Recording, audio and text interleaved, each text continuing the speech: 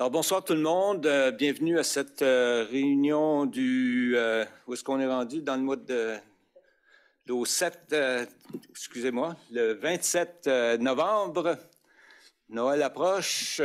Tout le monde est prêt. Tout le monde s'est promené partout dans les magasins, particulièrement dans les magasins de Dieppe, sûrement. Alors, sans plus tarder, la ville de Dieppe reconnaît que la terre sur laquelle elle tient ses activités fait partie du territoire ancestral traditionnel et non cédé des Mi'kmaq. Les traités de paix et d'amitié que les Mi'kmaq ont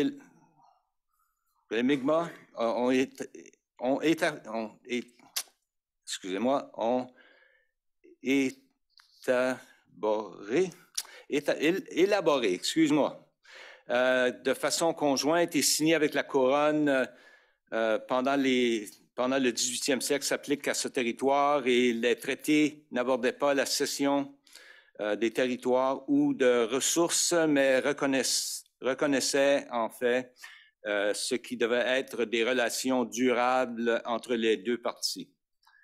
Également, chers collègues, ayons la sérénité d'accepter le courage de changer les choses que l'on peut et la sagesse de connaître la différence. Alors, encore une fois, bienvenue à tout le monde.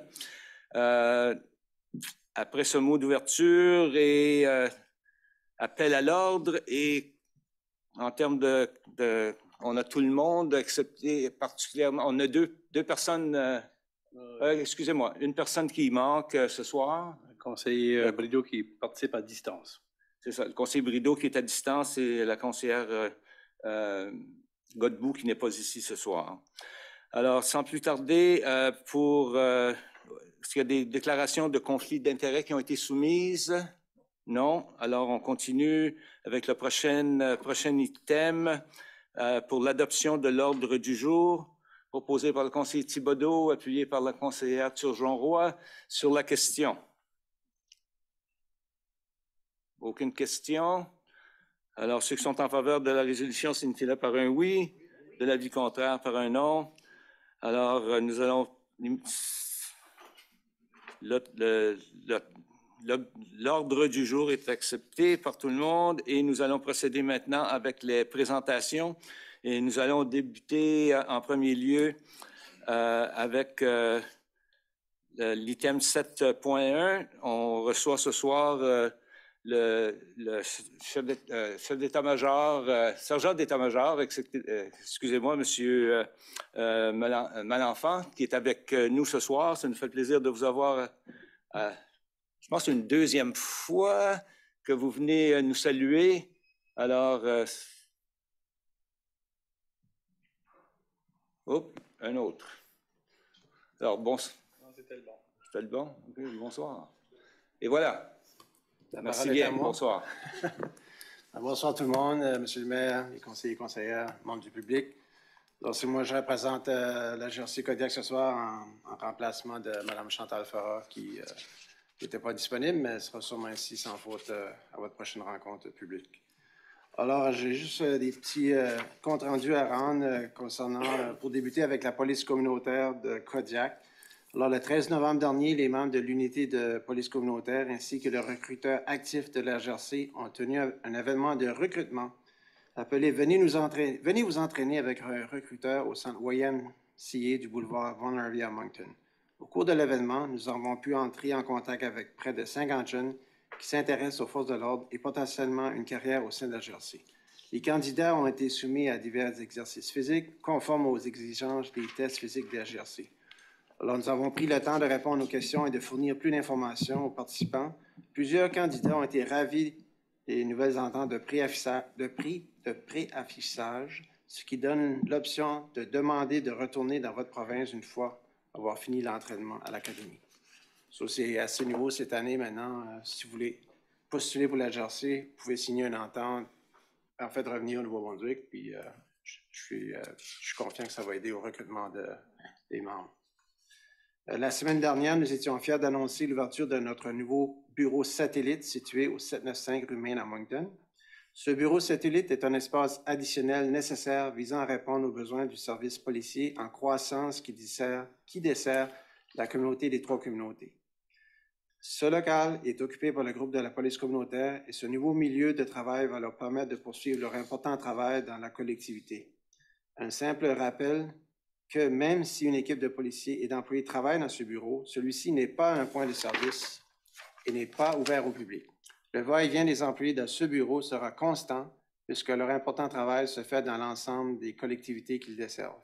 Par conséquent, on demande aux résidents qui ont besoin d'aide de continuer de se rendre au détachement situé au 520 rue Main à Moncton.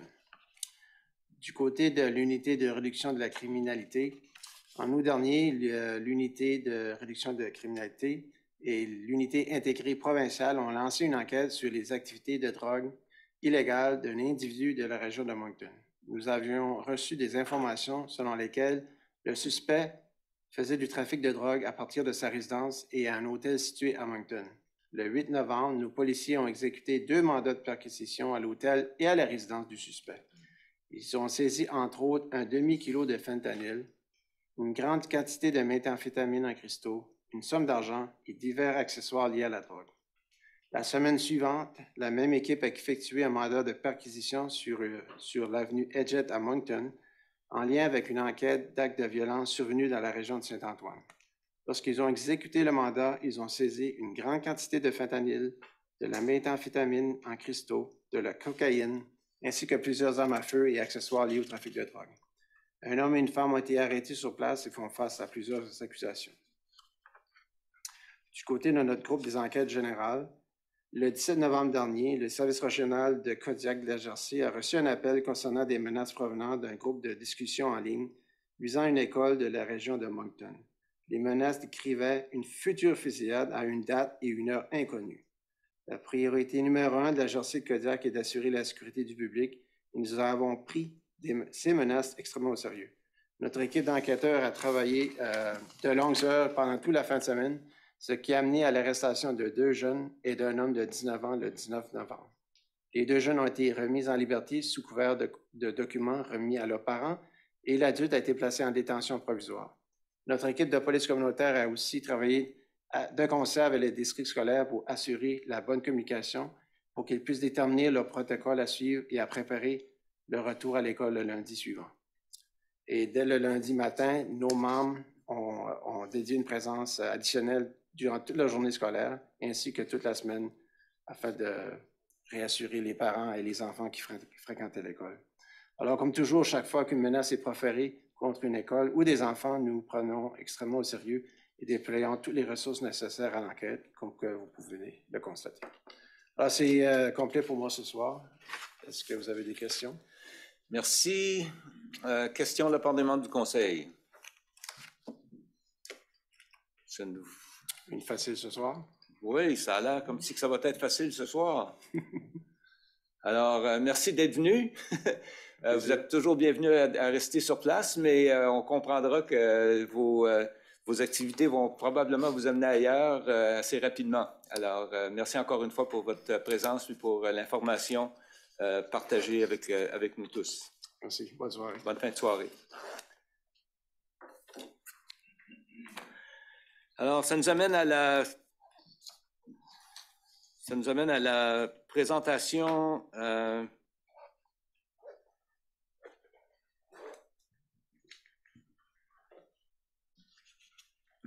c'est-à-dire mise à jour, plutôt présentation sur le transport en commun, transport à la demande, taxibus et toutes les différentes variétés de transport que nous présentons à nos citoyens. Alors,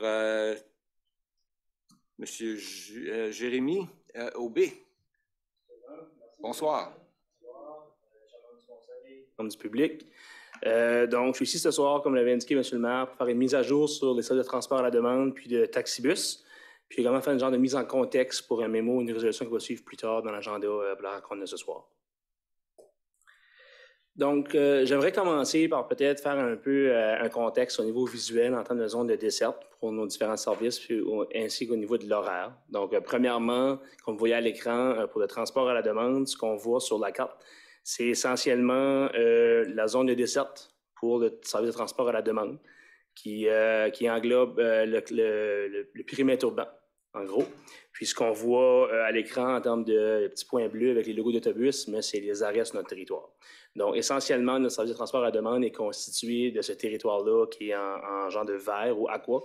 Puis, on a un ensemble d'arrêts, soit d'arrêts de Kodiak Transpo, donc de transport en commun, ou d'arrêts virtuels qui est géré par notre technologie avec BLS Transit.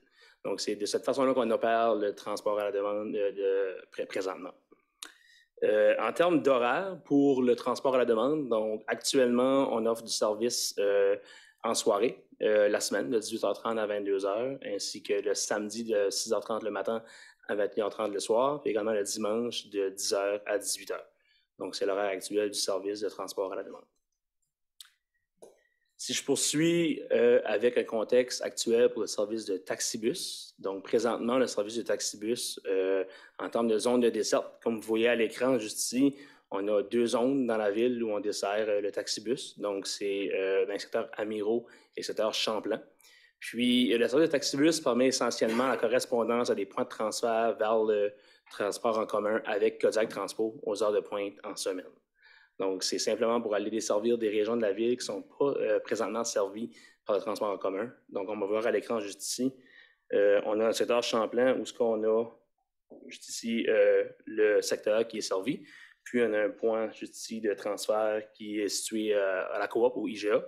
Puis, de même pour le secteur Amiraux, juste au sud, juste ici, mais c'est le même principe où on vient desservir ce secteur-là de la rue Amiraux pour les amener juste ici à l'arrêt d'autobus qui est situé au coin de la Amiraux et la Fox Creek. Donc, en termes d'horaire, comme je mentionnais tantôt, c'est du lundi au vendredi en période de pointe, donc à 6h30 le matin jusqu'à 9h30, puis ensuite de ça, de 15h30 jusqu'à 18h30. Donc, ça, c'est pour la mise en contexte actuel. Puis, ce qu'on a commencé à faire dans les derniers mois, notre service, c'est on a posé l'analyse du service comme tel. Donc, on a voulu voir comment fonctionnait le transport à la demande et le taxibus. C'est quoi les opportunités d'amélioration ou d'optimisation du service. Puis, la chose que j'aimerais rappeler, c'est qu'initialement, l'un des objectifs principaux du transport à la demande, c'est d'offrir du service qui n'était pas disponible avec le transport en commun régulier. On va chercher un peu à venir remplir ce vide-là. Puis, à ce moment-là, il y avait un chevauchement ou un overlap, si je peux dire, avec la zone de desserte du transport en commun. Puis, on venait sur la même zone de desserte offrir du service à des heures qui n'étaient pas desservies par le transport en commun. Donc, une des premières choses qu'on a observées, c'est au niveau de l'impact de bonification du transport en commun qu'on a mis en place au début septembre cette année. Donc, ça a eu un impact majeur sur l'achalandage du service de transport à la demande, ou plutôt, j'aurais dit, sur l'utilisation du service comme tel, étant donné qu'on est venu un peu remplir ce vide horaire-là qu'on avait auparavant avec le transport en commun. Donc, on a vu une baisse de près de 50% de l'achalandage dans les derniers 2 mois, dans les 10 semaines environ, depuis le début septembre. Ce qui nous porte à voir que les gens semblent préférer dans ce cas-là, c'est qu'ils ont l'option spécifiquement sur le même territoire, entre le transport à la demande et le transport en commun, d'avoir un service fixe en termes de planification de leur déplacement. Donc, comme je l'ai dit, le niveau de service qu'on cherchait à offrir est maintenant assuré par le transport en commun. Ce qui nous porte à voir qu'on pourrait peut-être éliminer le transport à la demande sur cette même zone de desserte, cette même zone géographique-là. Donc, en voulant éliminer ceci, là, on se pose la question à savoir qu'est-ce qu'on fait avec ces ressources-là. C'est quoi peut-être la réutilisation des ressources qu'on peut faire avec le service de transport à la demande? Comment on peut mieux utiliser ces ressources-là? Puis, comment on peut optimiser à la fois les ressources de transport en commun qu'on a, puis les ressources de transport à la demande pour agrandir de façon globale la zone de desserte de transport collectif sur notre territoire. Donc, au niveau du taxibus comme tel, donc on a observé un peu plus en détail, au niveau statistique, c'était quoi un peu le volume de trajet qu'on observait. Donc, on a quand même un nombre assez limité de clients réguliers, une moyenne de 3 à 12 par période de pointe. Donc, c'est quand même un volume de clients assez bas. Donc là, on s'est demandé la question, est-ce qu'il y a une opportunité à pouvoir optimiser nos services pour servir cette même clientèle-là? Donc là, on a considéré, on est encore en train de considérer de servir la même clientèle avec un service de transport à la demande au lieu. Donc, pour les utilisateurs réguliers ou utilisateurs plus fréquents aussi pour le service de taxibus, on viendrait remplir leurs besoins avec un service de transport à la demande. Ça nous permettrait d'optimiser nos services puis en même temps d'utiliser la même technologie la même plateforme qu'on a de transport à la demande, ce qui viendrait optimiser le tout. Puis ça serait une approche plus moderne de notre clientèle de transport de taxibus. Pardon.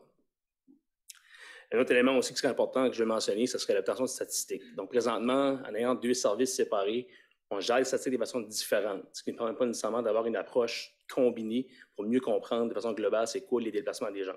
Donc, en ayant la possibilité de combiner la clientèle du service de taxibus avec le transport à la demande, on vient un peu rassembler tout ça, puis on a des meilleures statistiques pour nous aider à mieux comprendre c'est quoi les déplacements des gens. Puis comme je mentionné auparavant, en lien avec le plan de croissance, transport en commun, mieux comprendre de façon globale c'est quoi les habitudes des gens sur le territoire complet dans la ville.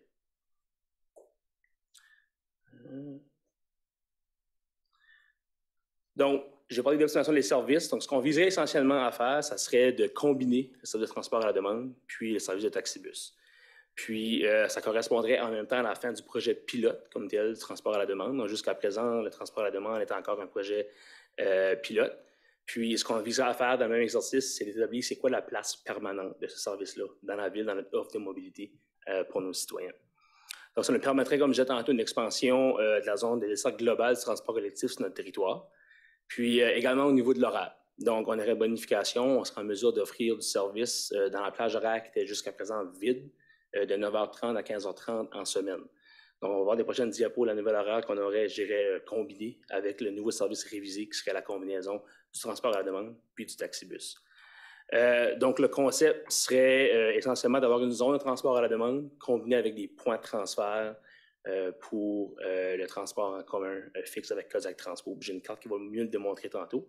Ça nous permettra en même temps d'agrandir un peu plus notre territoire des secteurs qui ne sont pas servis du tout. Je pense surtout au secteur de l'avenue Aviation, de l'aéroport, puis le secteur d'Over, où on serait en mesure d'ajouter des arrêts virtuels. Donc, on aurait une plus grande zone de desserte de cette façon-là. Puis ensuite de ça, on aurait des points de transfert aux lignes 93, 94 et 95 pour le transfert vers le service de transport en commun avec Kodak Transpo.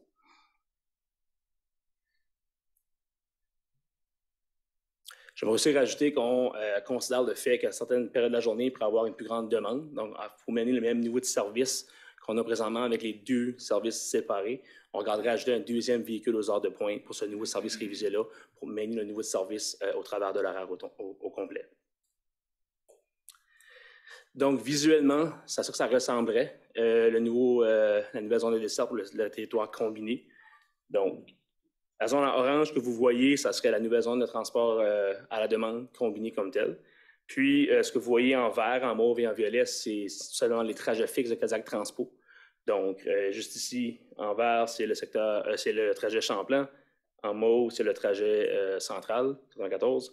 Puis, en violet, c'est le trajet 95 sur la Miro. Donc, le principe est d'avoir une zone desservie. Je peux juste utiliser mes outils juste ici. Par le transport en commun, premièrement, avec ce service-là. Puis, tout ce qui est en hors de la zone de dessert du transport en commun par Kodak Transpo, on vient remplir le mandat avec la zone qui est en orange, avec un service de transport à la demande. Puis, les trois, je dirais, points de transfert qu'on voit ici, ici et ici, c'est encore à l'étude. On va certainement analyser pour voir c'est quoi le meilleur endroit pour chacune des lignes. Mais essentiellement, le concept serait qu'on a 3 points de transfert, une pour chaque ligne. Donc, les gens qui demeurent à l'intérieur de la zone en orange ou qui travaillent ou peu importe, doivent se déplacer de cette zone-là vers Kodak Transpo vont se rendre au point de transfert identifié. Puis vice-versa. Donc, si vous preniez le trajet, par exemple, à partir de CF Champlain, avec l'une des 3 lignes, puis vous voulez vous rendre à ces 3 points de transfert-là pour une destination finale à l'intérieur de la zone orange, ça se fait dans les deux sens. Je dois aussi mentionner que les déplacements à l'intérieur de la zone comme telle sont également possibles. Donc, c'est certain que si vous habitez, par exemple, au secteur d'Over, puis vous voulez vous rendre faire l'épicerie ou IGA à la coop, ça serait possible par l'entremise du service de transport à la demande au complet. Donc, à ce moment-là, il n'y aurait pas de transfert. Puis, j'aimerais aussi mentionner que c'est un modèle qui est quand même pas nouveau. Il y a d'autres municipalités ou d'autres agences qui ont testé ça par le passé avec du succès.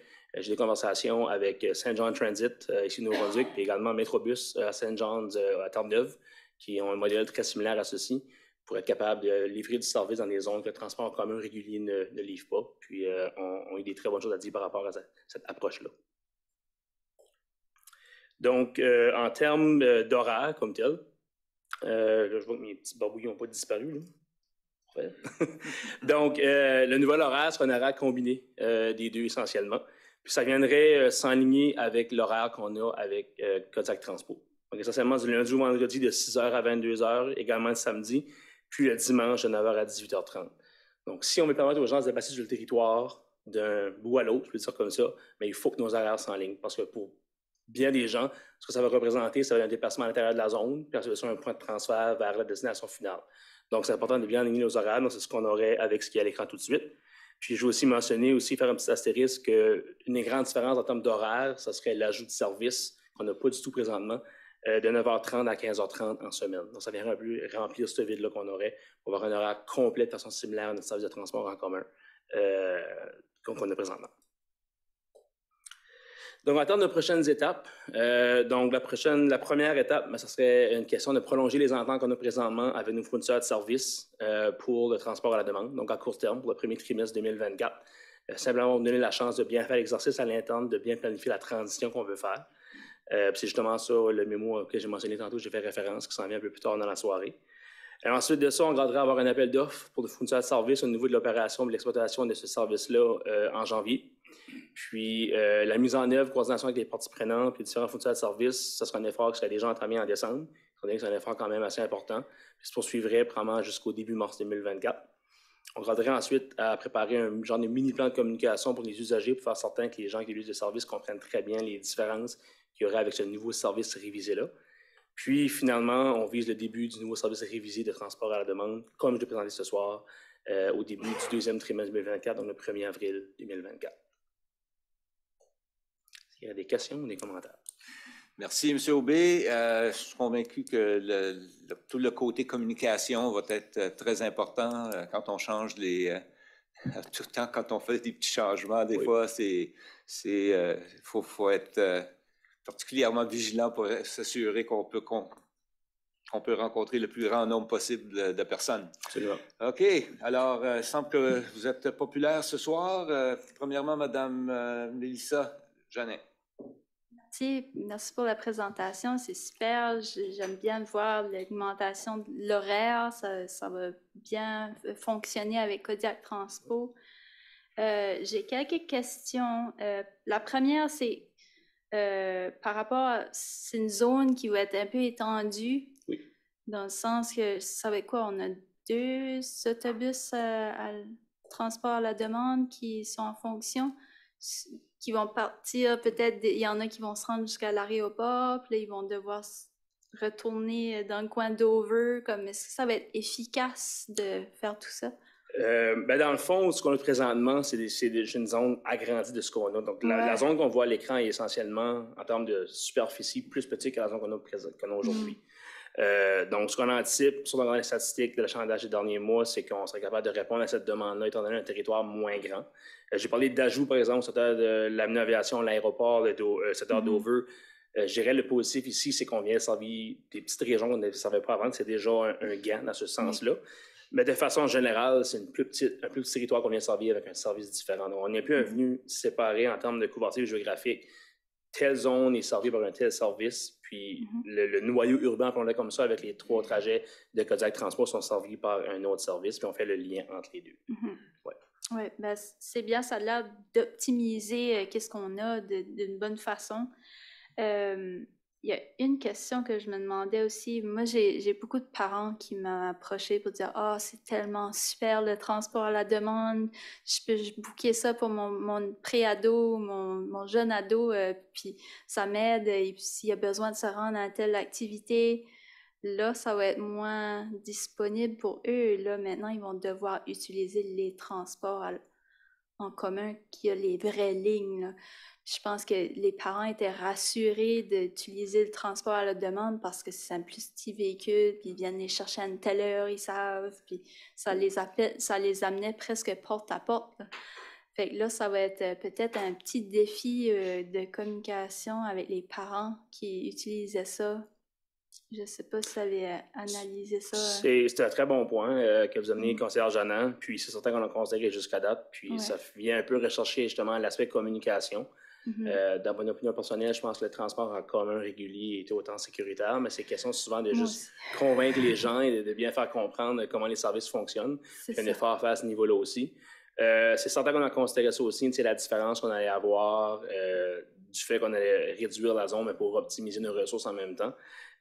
Puis dans l'analyse jusqu'à date, on a évalué qu'on a des gains, on a des pertes, mais les gains, je dirais, dépassent les pertes dans ce sens-là. Puis à la fin de la journée, je rajouterais aussi que ça demeure quand même, on le met en place, c'est quelque chose de nouveau. Comme n'importe quelle autre nouveauté, je pense qu'on se doit d'évaluer ce qui marche bien, ce qui marche moins bien, puis s'ajuster en conséquence. Donc, c'est certain, à un moment donné, ça cause une problématique à ce niveau-là, qu'on va revoir un peu ce qu'on peut faire de façon différente pour remédier à ça. Super, oui.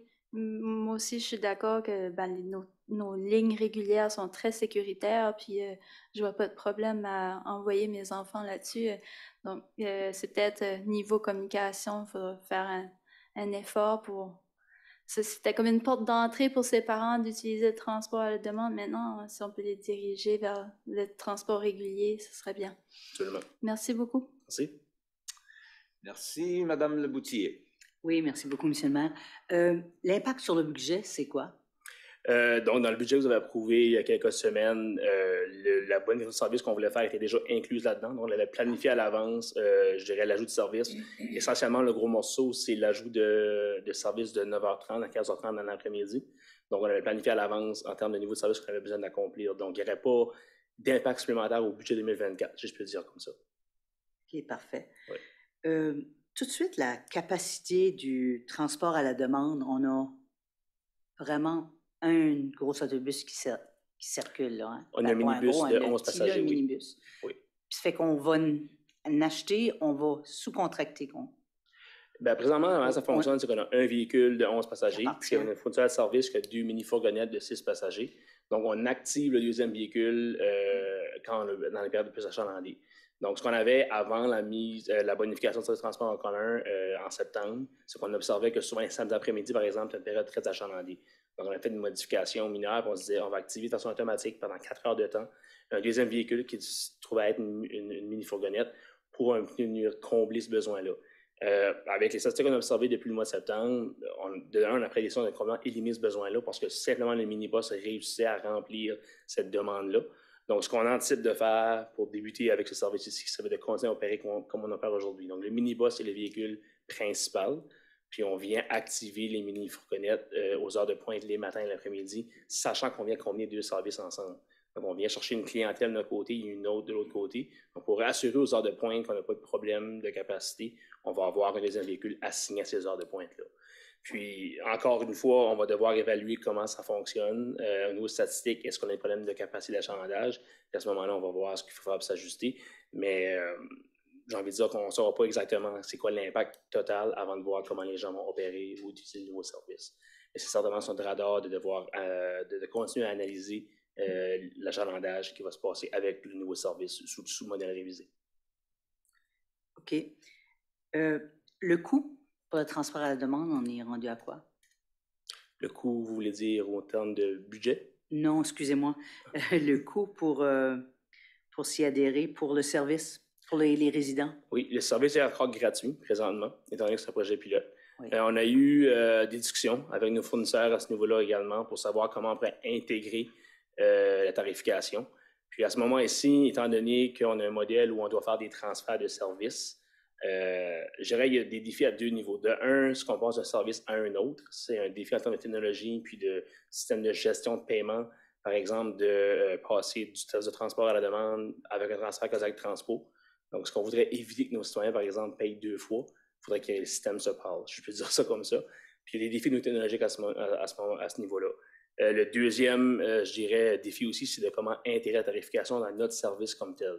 Donc, en termes de dans les véhicules, ça prendrait de l'achat d'équipements, ces choses-là.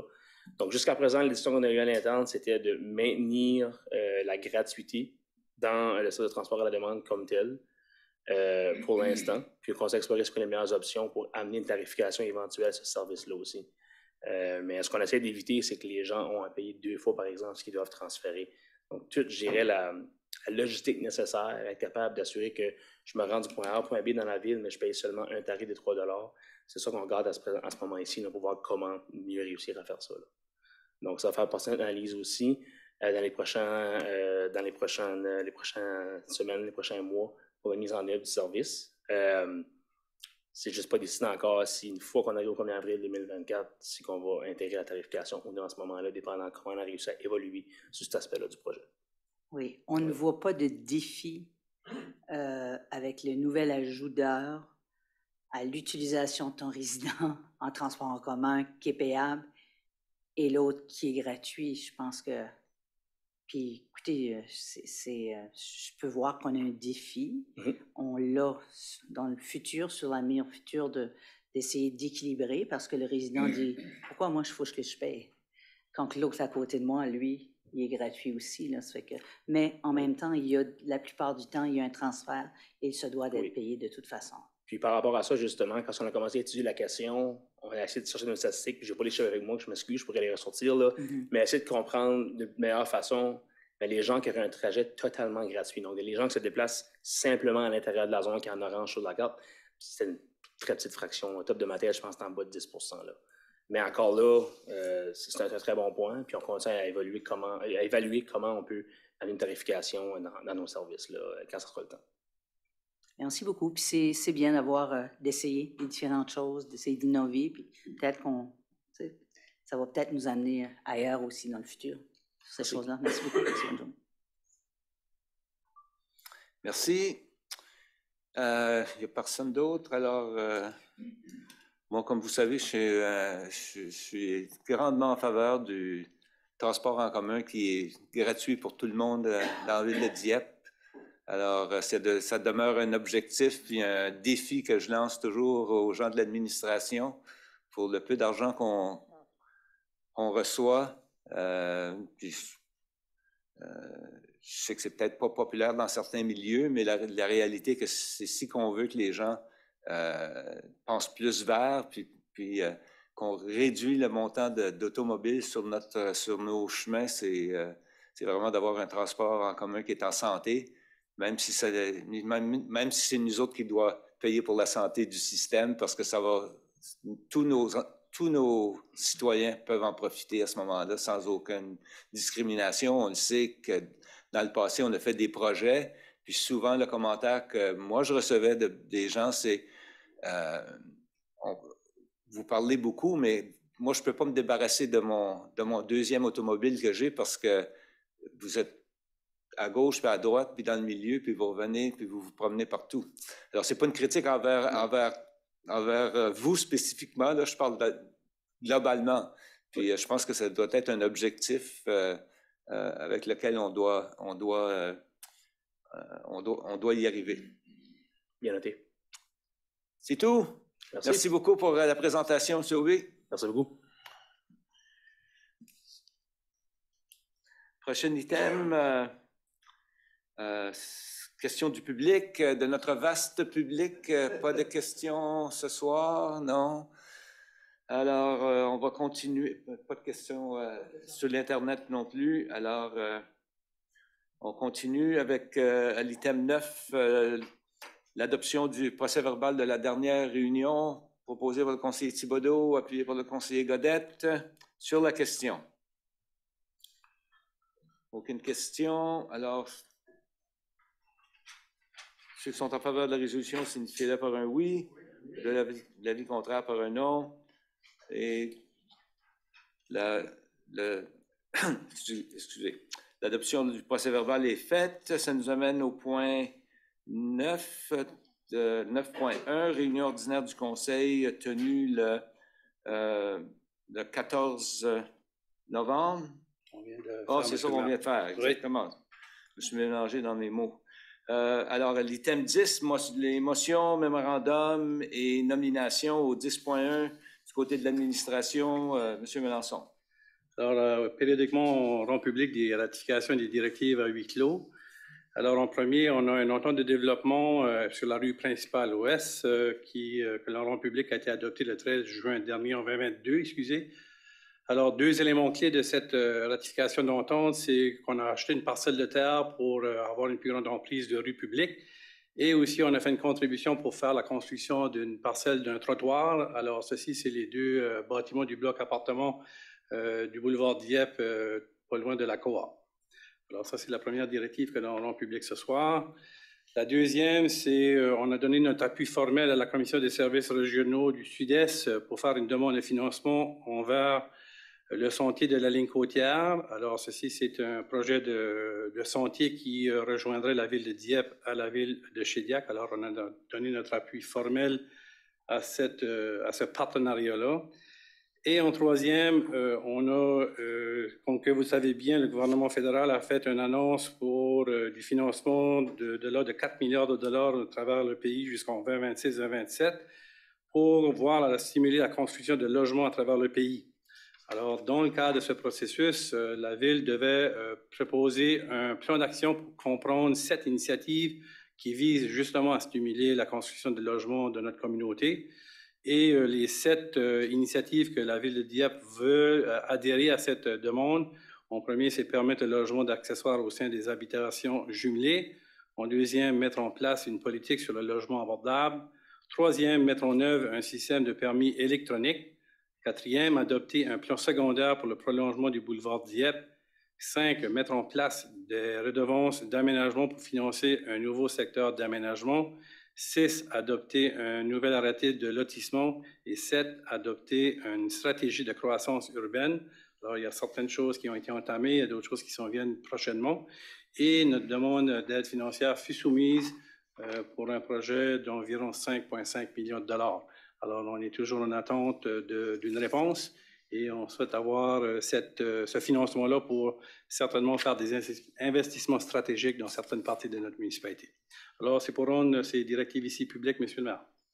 Merci bien. Pour en faire la lecture, Madame Genin. Merci, Monsieur le maire. Que le Conseil ratifie les directives adoptées lors de réunions du Conseil tenues à huis clos portant sur les sujets suivants. 1. Entente de développement avenue principale ouest 725026 NB incorporé, adopté le 13 juin 2022. 2. Sentier ligne côtière, demande de financement CSRSE, adopté le 8 mai 2023. 3. Plan d'action, fonds pour accélérer la construction de logements, adopté le 10 juillet 2023. J'en fais la proposition. Alors, proposé par la conseillère Genin, appuyé par la conseillère, excusez-moi, Le Boutillier sur la question. Aucune question. Alors, ceux qui sont en faveur de la résolution, signifiez-le par un oui. Oui. De l'avis contraire par un non. Alors, la résolution est adoptée. Et ça nous amène au 10.2 du côté de la mobilité urbaine. Alors, tel qu'elle nous a été présentée par M. Aubé, vous avez devant vous une extension du fournisseur M. Maurice Richard pour taxibus et transport à la demande jusqu'au 31 mars 2024, qui va par la suite nous permettre d'aller en appel d'offres pour synchroniser tous nos contrats dans les mêmes périodes de temps. Alors, c'est pour autoriser l'extension jusqu'au 31 mars 2024. Pour la lecture de la résolution, Madame Le Boutillier. Merci, M. le maire. Que le Conseil autorise la prolongation de l'entente de services de transport à la demande et taxibus navette avec le fournisseur Maurice Richard jusqu'au 31 mars 2024. Je vous le propose, M. le maire. Proposé par la conseillère Le Boutillier, appuyé par le conseiller Lanteigne sur la question. Sur la question, M. Godet. Merci, M. le maire. Seulement une question, je voulais la demander à Jeff, j'ai oublié. Arrivé au 1er avril 2024, le service de transport, la demande, puis taxibus, si je comprends bien, ça va être avec l'application LAISE seulement? Oui, exactement. Donc, ce qu'on vise à faire, c'est harmoniser les services dans ce sens-là, d'optimiser, puis on utilise la technologie qu'on a présentement au transport à la demande pour y rajouter le taxibus. Donc, ça devrait tout simplement, une façon de voir si le taxibus englobe d'une certaine façon le service de taxibus. Okay, c'est bien, merci. Merci. Madame Genet. Merci, Monsieur le maire. Juste pour vraiment faire sûr, donc à partir du 1er avril, là, on n'aurait plus les services de ce fournisseur-là. Donc, on est sûr à 100% qu'on n'aura plus besoin d'un deuxième, comme pour dépanner des heures de pointe, c'est ça? Non, dans le fond, ce qui va arriver, c'est avec le processus d'appel d'offres qu'on va faire cet hiver. C'est ça qui va déterminer quel fournisseur de service qu'on va avoir pour le service qui commencera le 1er avril 2024. OK. Ouais. Donc, je comprends. dans le fond, c'est pas un appel d'offres normal. Puis, les conditions qu'on a toutes les deux services vont être combinées pour l'appel d'offres qu'on va faire. Là. Donc, il n'y aura pas de différence à ce niveau-là. Là. OK. C'est simplement un appel d'offres pour définir qui va être le fournisseur de service. OK. Ouais. Puis, côté communication, ça sera assez de temps aussi pour communiquer à la population le changement qui va être fait. Oui, bien dans le fond, je veux dire, c'est plusieurs tâches du projet, je peux dire ça, qui vont se passer en parallèle. Donc, déjà, cet hiver, on va commencer à développer c'est quoi la communication, les messages clés, les modifications au site web, par exemple, ces choses-là. Donc, on va pas nécessairement attendre le 1er mars 2024 pour commencer l'effort, mais je dirais que je veux dire, peut-être le push va se faire à la fin, quelques semaines avant, pour que ça soit maintenant frais dans la mémoire des gens, que ça s'en vienne prochainement, là, que les changements entrent en vigueur. OK. Merci. Merci. Je ne vois pas personne d'autre. Alors, M. Lantin, excusez-moi. Oh, OK. Oh, c'est Marc Cormier. C'est pas là. Alors, ceux qui sont en faveur de la résolution, signifiez-le par un oui. L'avis contraire par un non. Alors, la résolution est adoptée telle que présentée. Et ça nous amène au 10.3 du côté des nominations. Alors, au niveau du comité consultatif en matière d'urbanisme, il y a 3 renouvellements. Vous allez voir qu'il y en a 2 qui sont pour une période de 12 mois. Alors, on va aussi, durant le début de la prochaine année, identifier les comités et des postes qui deviendront vacants et on va en faire aussi la publication sur nos plateformes médias sociaux pour solliciter, recruter des gens qui auraient un intérêt. Alors, mais il y a quand même 2 personnes ici que c'est pour un an. Alors, Claudette Leblanc et Richard Godette pour un an et Raymond Landry pour une période de 3 ans. Merci. Alors, quelqu'un pour passer à travers ces différents comités. Je vois qu'il y a essentiellement 2 demandes séparées. Monsieur Thibodeau. Merci, Monsieur le maire. Que le Conseil autorise le renouvellement du mandat des membres suivants sur le comité consultatif en matière d'urbanisme.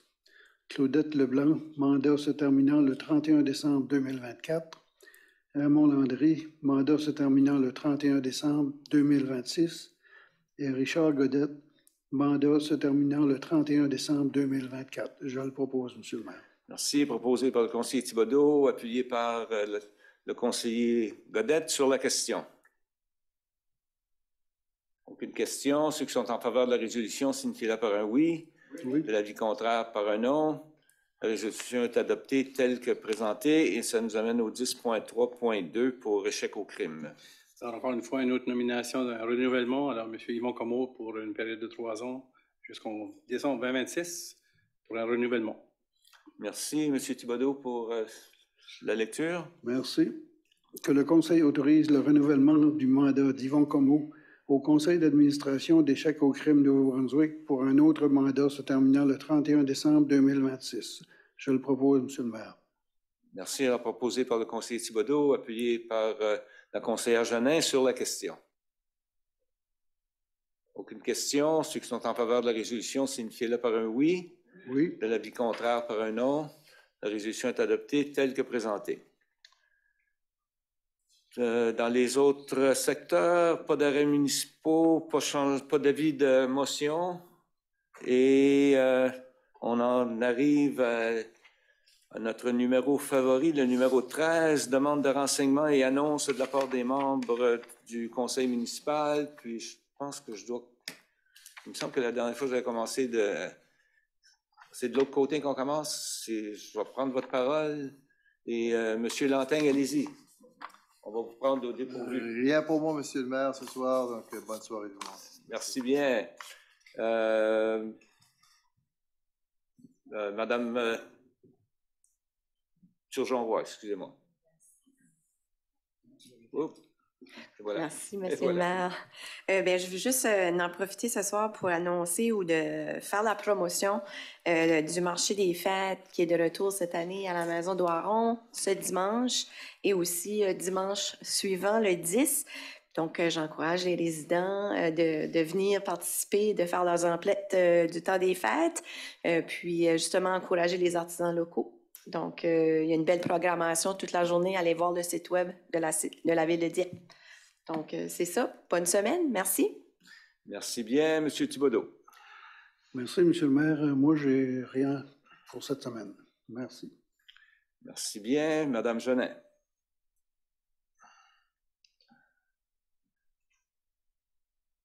Oh, excusez-moi. Merci, M. le maire. Je vais revenir sur une réunion du comité de transport en commun qu'on a eu récemment. On a eu la présentation des autobus électriques, qu'est-ce qu'il faudra faire pour faire la transition. Dans la présentation, ils ont présenté ce qu'étaient les routes actuelles, puis que ça signifierait pour modifier puis mettre des bus électriques là-dessus. Donc, il y a certaines lignes qui vont être plus efficaces que d'autres à le faire parce que selon la longueur du trajet puis la grosseur des batteries, ben, ça, il y en a qui vont être plus difficiles que d'autres. L'évaluation a été faite vraiment sur ce qui est disponible actuellement, donc ils n'ont pas pris en considération qu'est-ce que ça aurait de l'air si notre offre augmentait. Donc, on verra de là, on estime à peu près 15 ans pour arriver à une transition complète, mais ça pourrait être plus ou moins selon nos objectifs. Le défi va vraiment être au niveau de l'infrastructure, d'ajouter des chargeurs, puis c'est ça, ouais. Je ne sais pas si Jérémy avait quelque chose à ajouter sur la présentation qu'on avait eue. Bien, je pense que vous avez touché aux points principaux. C'est certain que ces points gérer un défi unidimensionnel. Souvent, on pense aux véhicules en premier, mais toute la question de l'infrastructure, de l'opération, de la planification, c'est un problème à gérer de multiples... Ou pas un problème, un défi à de multiples tentacules. Donc, je pense que la ligne de temps suit un peu avec ça, là. C'est intéressant de voir la suite des choses. Je pense que le rapport qui a déposé, c'est un point de départ en termes de, un peu, je peux dire, un roadmap pour ce qui s'en vient. Mais c'est un effort qu'on va continuer avec Ozark Transpo. Là, puis certainement qu'on va être sur le dossier de notre côté pour voir ce que ça veut dire pour la ville de Dieppe. Puis comment on va planifier de notre côté pour y arriver également dans notre ville là, pour l'éducation des transports. Puis, sinon, côté conférence, ce week-end, on arrive d'une belle conférence avec l'UMNB. Ce que je retiens le plus, c'est vraiment la force qu'on a ensemble entre municipalités pour être unis d'une voix ensemble pour faire avancer des solutions à nos défis qu'on a comme municipalité. Puis on rencontre des gens qui sont vraiment inspirants puis qui ont le cœur à la bonne place pour la communauté. Ça motive à être des meilleurs leaders quand on revient à la maison. Puis c'est ça, on a accès aussi à des conférenciers qui nous inspirent. On a eu une conférencière, Diane Kaelin-Soukra, nous présentait vraiment comment collaborer pour faire avancer des projets à la maison. C'était vraiment intéressant. Donc, merci. Oui, certainement, cette présentation-là spécifiquement, je suis content de vous l'avez mentionné, c'était vraiment, vraiment engageante pour tout le monde. Merci d'avoir souligné. Madame Leboutier. Merci, M. le maire. Je n'ai rien à rapporter ce soir. Merci bien. Monsieur Godette. Merci, M. le maire. Pareil comme moi, j'ai rien. Merci. Vous avez vu le Père Noël en fin de semaine? J'ai vu le Père Noël, OK, oui. je veux juste être certain que vous aviez vu le Père Noël en fin de semaine. Là-dessus, moi non plus, je n'ai pas rien d'autre à rajouter. Alors, bonne... Oui? Oh, monsieur, excusez-moi, mon ami, monsieur Brideau. Il va falloir que tu allumes ton... moi, je ne peux pas allumer ton machin chouette. Voilà. Et voilà, merci, on t'entend maintenant. Merci, M. le maire. La seule chose que j'aimerais de revenir ou de rementionner aux gens, à nos résidents, l'hiver est arrivé. Et pour les gens qui stationnent le long de nos routes, de nos rues, principalement, s'il vous plaît, de prévoir que quand il va y avoir de la neige,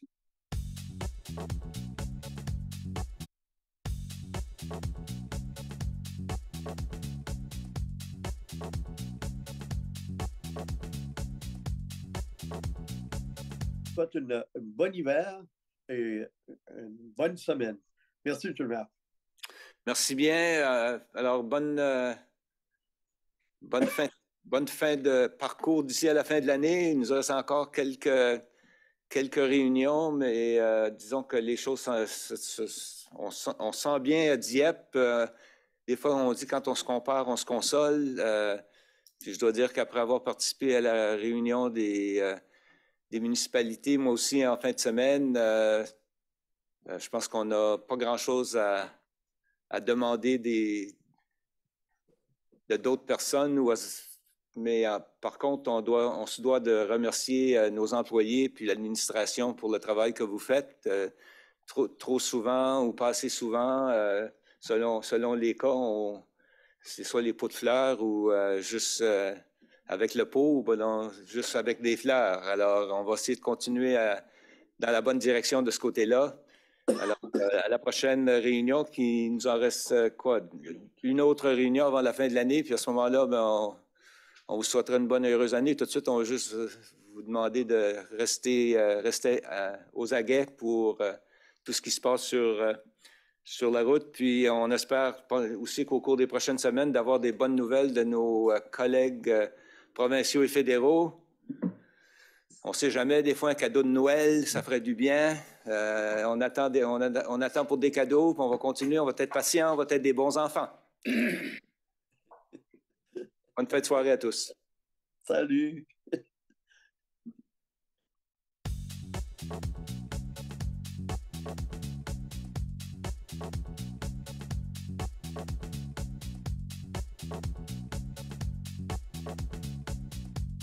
Thank you.